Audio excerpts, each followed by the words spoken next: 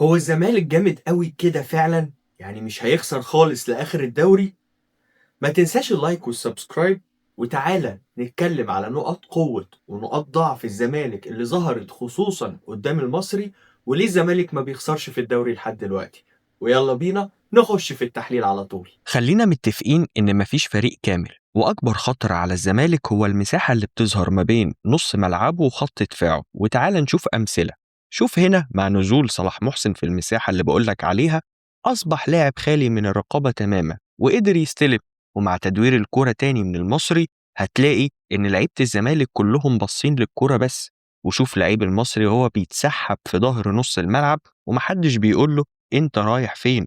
وخد بالك من المساحة اللي بتظهر كمان في خط الدفاع نتيجة تأخير ترحيل عمر جابر، وبيحاول فعلا المصري يستغلها بكرة طويلة. هنا برضو نفس الكلام، المساحة موجودة. نتيجة وجود المساحة دي لعيبة المصري تقدر تستلم وتسلم في عمق دفاع الزمالك، ومحمد إسماعيل كمان بيتسحب من مكانه. ولو كان لعيب المصري اللي مع الكورة حطها في ظهر إسماعيل كانت هتبقى كورة هدف، ولكنه اختار الحل الصعب وحط باص في ظهر صلاح محسن، أخره وضيع الكورة. مشكلة المساحة اللي في ظهر نص ملعب الزمالك هي كمان اللي أدت لتسجيل المصري لهدفه الوحيد. شوف صلاح محسن بيستلم إزاي، ودفاع الزمالك مش عارف يطلع وراه ولا لأ، لأنه خايف يطلع ويسيب المساحة اللي في ظهره تتكشف. وبالتالي الراجل بيقدر يستلم ويقف على كورته ويسلم اللي جاي منطلق أسامة الزمراوي، اللي استلم في نفس المساحة قدام المدافعين وورا خط الوسط. ونتيجة التأخير في الضغط الراجل قدر كمان يشوط الكورة وتدخل جون. من أهم مميزات الزمالك بقى الكاونتر بريسنج أو الضغط العكسي في التلت الأخير عند المنافس، وخصوصا من فتوح وناصر منسي. زي ما انت شايف هنا، بمجرد فقدان الزمالك الكورة ضغط شرس من الثنائي.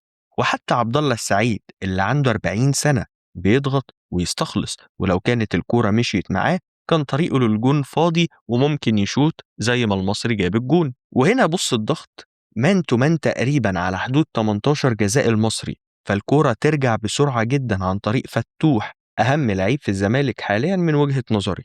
والكورة الزمالك أخدها فاول في مكان خطير جدا بسبب كمان مهارة بيتزيرا. حتى هدف ناصر منسي العالمي يعتبر كاونتر بريسنج.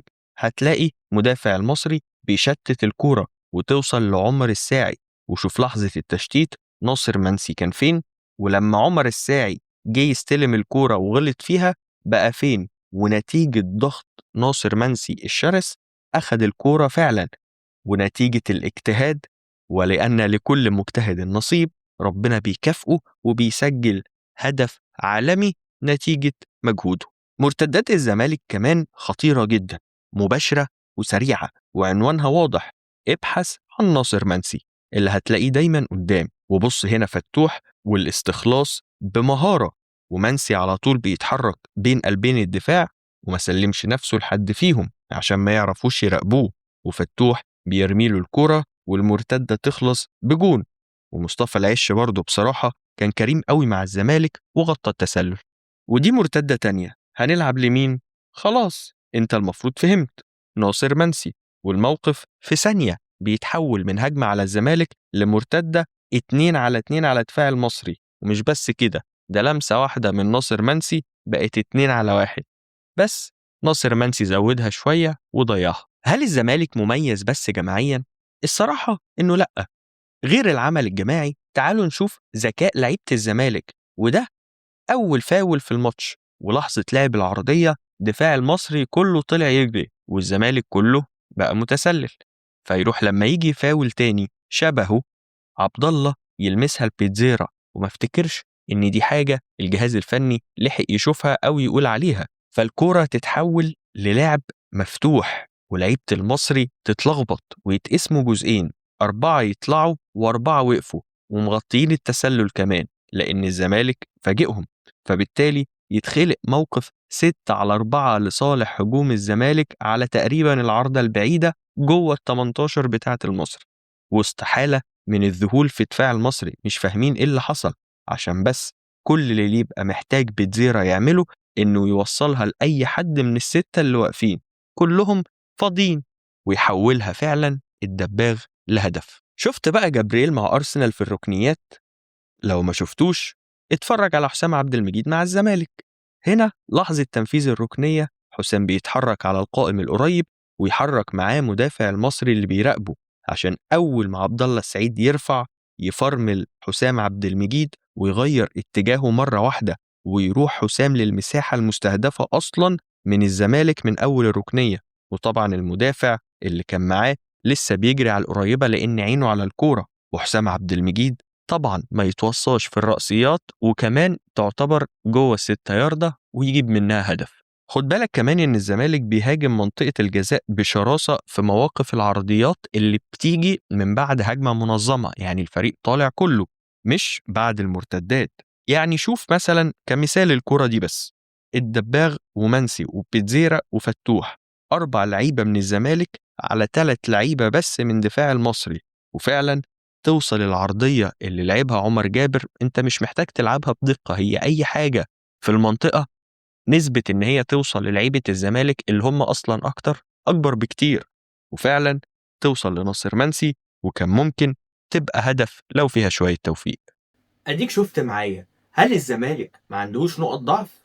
الحقيقة ان نقط ضعف الزمالك قليلة جدا، هي غلطة واحدة او مشكلة واحدة ظاهرة في ظهر نص الملعب. بس هل يمكن استغلالها؟ ايوه طبعا، خصوصا من الفرق الاقوى في ترتيب السبعة الكبار. يعني لما يلاعب بيراميدز، لما يلاعب الاهلي، لما يلاعب سيراميكا، بالذات الثلاث فرق دي، اكيد هتشوف نفس الكلام اللي انا شفته، ما انا مش جايبه من عندي والكلام ده متاح للكل. فاكيد الناس دي هتشتغل على مشكلة زي دي. فهل هيقدر معتمد جمال يصلحها؟ بس الحقيقة ان لما هتيجي تبص للاربع فرق المتصدرين للدوري، احسن كوره واقوى اداء وفي افكار واضحه في كل مراحل اللعب هو نادي الزمالك، خصوصا هجوميا. هو ده اللي عامل الفرق. عشان كده الزمالك فعلا هو اول الدوري، ده عن جدارة واستحقاق. ولكن المرحلة اللي جاية في الدوري كل الماتشات هتبقى ماتشات نهائيات. فهل هيكمل كده؟ الزمالك كسب ماتش بس لسه بقية الدوري موجود. نفس الكلام على بيراميدز، ولسه هنشوف الاهلي، لسه ماتش الاهلي ما اتلعبش، هنشوف هيعمل ايه في اول ماتش. واعتقد الفرقة اللي هتبتدي تخسر ماتش ممكن عقدها يفرط والدوري يروح منها. الزمالك فرديا كمان مميز جدا، فتوح، بيتزيرا، عبد الله السعيد، ناصر منسي، عدي الدباغ، خماسي لما بيوصل للتلت الاخير انت صعب السيطرة عليه، لان اللي هيحصل مش حاجة سيستماتيك محفوظة، مش سيستم، لا، هو جزء منه سيستم في التمركز. بس القرار الفردي للعيب فيه ابتكار وبيلعب السهل، بيلعب اللعبة اللي المفروض تتلعب، مش بيحاول يخترع ويعمل حاجة صعبة، فبالتالي ما بيبقاش فيه حلول. قول لي بقى انت ايه رأيك في اللي انت شفته في الفيديو ده؟ واشكرك فعلا لو وصلت لنهاية الفيديو، وما تنساش اللايك والسبسكرايب.